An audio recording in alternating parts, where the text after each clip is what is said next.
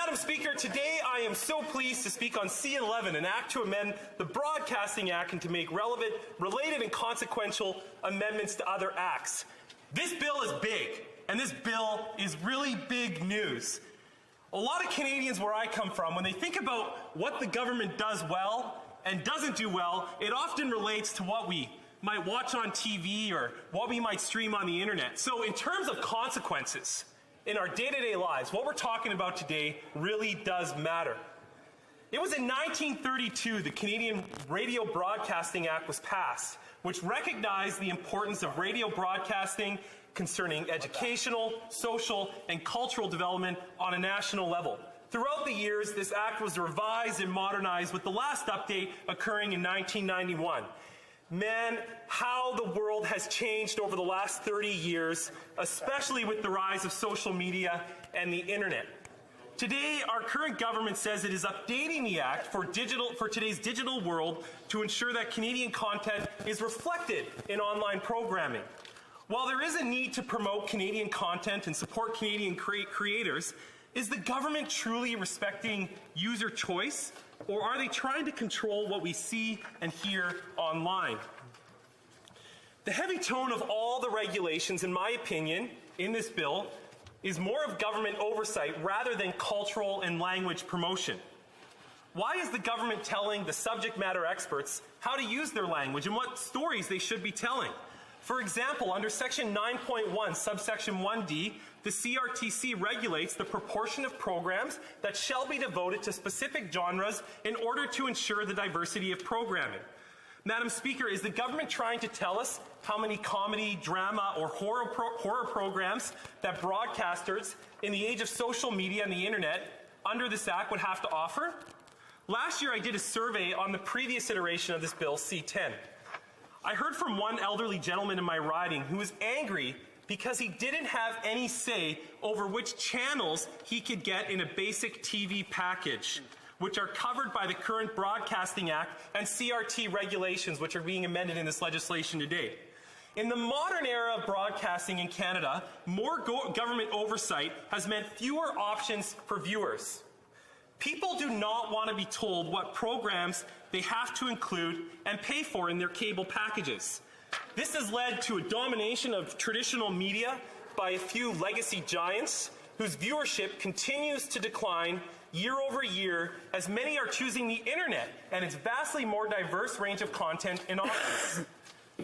This legislation risks causing the same reality we've witnessed with cable TV, but to apply that to the internet. Fewer choices, fewer independent actors and creators.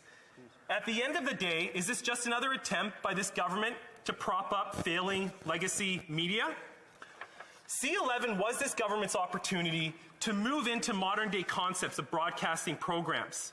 This government claims they are wanting to modernize the Broadcasting Act of 1991, yet C-11 is basically using the exact same definition of broadcasting, meaning the starting point for regulation in Canada is that all audiovisual content, think about that, all audiovisual content is now cast as a program. Had this government perhaps distinguished between conventional and on-demand broadcasters versus video sharing platforms, like they did in the European Union, there would be no need for exceptions and exemptions and exclusions which are riddled through this legislation. It's not me saying that, it's Michael Geist, the Canada Research Chair in Internet and E-commerce Law, who explained that when you start with legislation that includes everything and you try to narrow it down, you simply can't. You end up with loopholes and undefined services, plain and simple, confusion. Rather than clearly defining what needed to be regulated as broadcasting, this bill leaves much of those decision-making powers up to the CRTC. This limitless reach of the CRTC was even identified in an internal government memo during the committee process of Bill C-10, the last iteration of this legislation. The memo stated that social media services like YouTube and Facebook greatly expand the number of individuals and other entities that can be said to be transmitting programs over the internet. It also highlighted the importance of limiting the power of the CRTC to regulate user-generated content. Despite this government removed the exemption for user-generated content in Bill C-10. Now, in Bill C-11, this government claims the exemption is back with Section 4.1. This government now says, we listened to you, we fixed the concerns around social media. But when we look at Section 4.1, subsection 2, we see there is an exception to the exception. And indeed, the government does allow for regulation of content uploaded to social media. How are users actually to know, and content creators actually to know, if they are the exception or the exception to the exception? Subsection 4.1, Section 4.1, subsection 2 states, despite subsection 1, this act applies in respect of a program that is uploaded as described in that subsection if the program A is uploaded to a social media service by the provider of the service or the provider's affiliate or by the agent or mandatory, either of them. Section 2, subsection 1 defines affiliate in relation to any person as any other person who controls that first person or who is controlled by that first person or by a third person who also controls that first person. My tongue is already twisted, Madam Speaker. This is really complicated stuff. This seems to apply to YouTubers and other creators, but with this vague definition and really challenging legislation to read and understand, we just don't know. It's almost like the government tried to make it as complicated as possible so people wouldn't understand the complexity of what we're trying to achieve or what they're trying to achieve, which we still don't know either. Podcasts, one of the richest spaces for user online expression, would fall within CRTC power to regulate content as a program. This bill is trying to categorize in very convoluted language any and all Canadian content on the internet as broadcasting. It simply is not. Foreign services that carry modest Canadian presence or services might not take so kindly to CRTC oversight.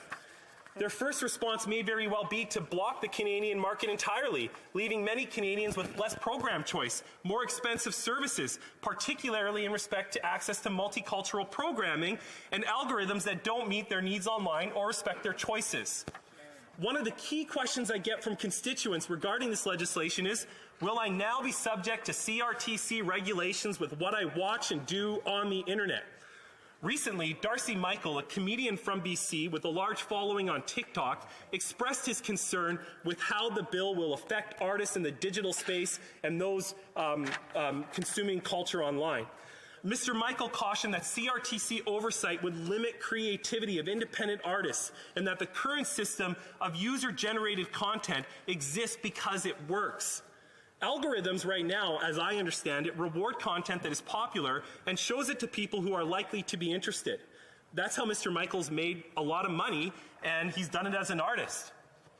By showing Canadian content to viewers who are less likely to interact with it, you hurt its ability to reach foreign viewers and the creator's ability to make a living in the digital marketplace beyond the limited Canadian media landscape. Therefore, one of the most disconcerting issues is the financial impact this bill will have on Canadian creators, many of whom have large foreign audiences and are the real reason people know about Canadian culture in the first place.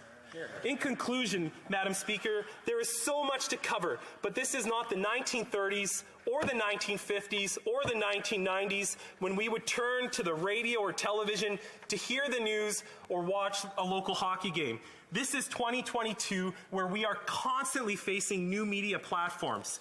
We need to eliminate the uncertainty this bill creates. We need to avoid the bills that this bill will create. We need to define key provisions, decide on what actually constitutes a Canadian creator, and to fully exclude user-generated content and limit the scope of the bill to a manageable size. I think it's unrealistic in the 21st century to think the government can regulate the internet, and the consequences of doing what we're here today are going to be felt for a long, long time in ways that we don't understand. Thank you, Madam Speaker. Questions et commentaires, questions and comments. The honourable member for Hamilton Mountain. Thank you very much, Madam Speaker, I would like to quote the Ian Scott, chair of CRTC, who says, "We will never regulate user-generated content. We are not interested in that." And the Minister of Canadian Heritage, Pablo Rodriguez, says, "Once this bill has gone through the parliamentary process and..." I want to remind her that she's not to use ministers' names. She can mention his department, but not his name. The honourable member. Thank you for that reminder. The Honourable Minister of Canadian Heritage said once this bill has gone through the parliamentary process and received royal assent, it will make it even more clear to the regulator through policy directive that this legislation does not touch users, only online streaming platforms. Platforms are in, users are out. And Madam Speaker, I'm a member of the Heritage Committee, so I have the privilege of speaking one-on-one to a lot of the stakeholders for C-11. And what I'm hearing from the members opposite is a lot of the YouTube talking points. So I'm wondering why the Conservatives are so intent on supporting the web giants and not Canadian arts and culture. The honourable member for Mission Matsky Fraser Canyon. What I'm supporting, Madam Speaker, is the right of Canadians to decide what they want to do on the internet with their own free time. Hear, hear. And frankly, when a Liberal member tells me that the Liberal Minister of Heritage has given us a guarantee, all we have to point to is Bill C-10, when the former Minister of Environment frankly lied to Canadians over and over and over again about the impact of social media that this bill would have on Canadians. Take a look at the Canada Research Chair, Michael Geist, who commented extensively on the exception to the exception and the statutes from Clause 4 that I quoted in my speech. I think that says enough about what this bill actually will do. Thank you, Madam Speaker. Questions and comments? Questions et commentaires. L'honorable député de Trois-Rivières. Merci, Madame. Questions and comments. The honourable member for Trois-Rivières. Thank you, Madam Speaker, and I thank the member for Mission Matsui Fraser Canyon for his speech. His speech was very dense, a lot of content in there, but I have a very simple question. I'd like him to clear something up for me. How does he define freedom of expression? Fraser Canyon.